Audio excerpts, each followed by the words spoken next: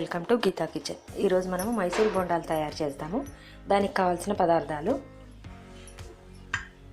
మైదా పిండి 1 కప్పు,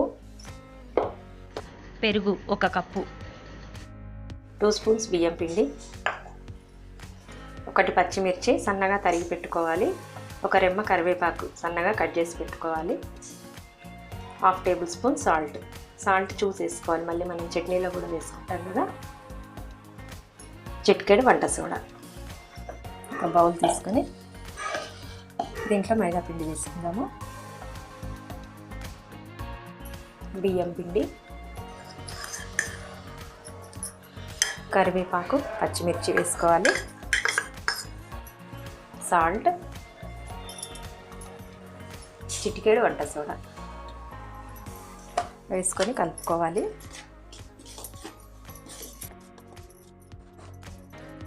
కలుపుకున్న తర్వాత దీంట్లో పెరుగు వేసుకుందాము. 1 కప్పు పెరుగు వేసుకొని కలుపుకోవాలి. ఉండలు లేకుండా అట్లా ఈ విధంగా మంచిగా కలుపుకోవాలి. మీకు పలుచగా అనిపిస్తే కొంచెం మైదా పిండి వేసుకోండి.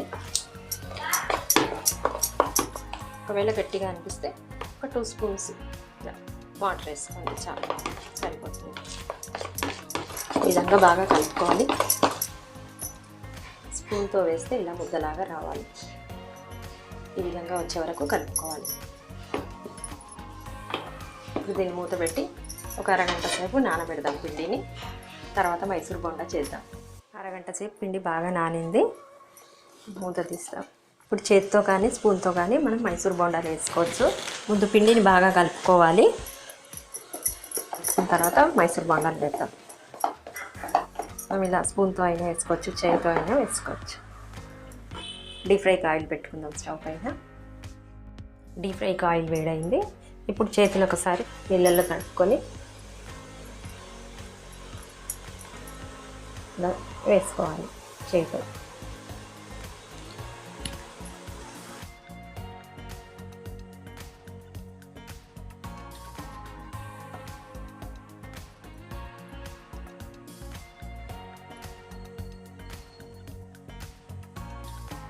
ఈ విధంగా వేసుకోవాలి.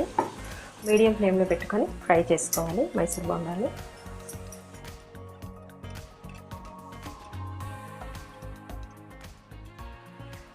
బొండాలను ఇటు అటు తిప్పుకుంటూ ఫ్రై చేసుకోవాలి.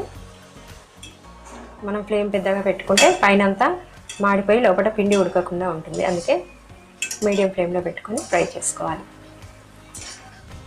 మంచి కలర్ వచ్చినాయి మైసూర్ బొండాలు. తీసేద్దాం ఆయిల్లో నుంచి.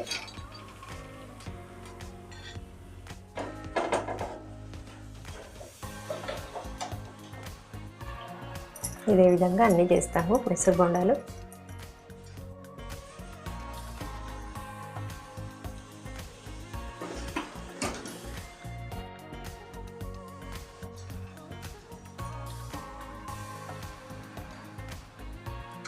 మైసూర్ బొండాలు చేయడం కంప్లీట్ అయినాయి. స్టవ్ ఆఫ్ చేసేద్దాం.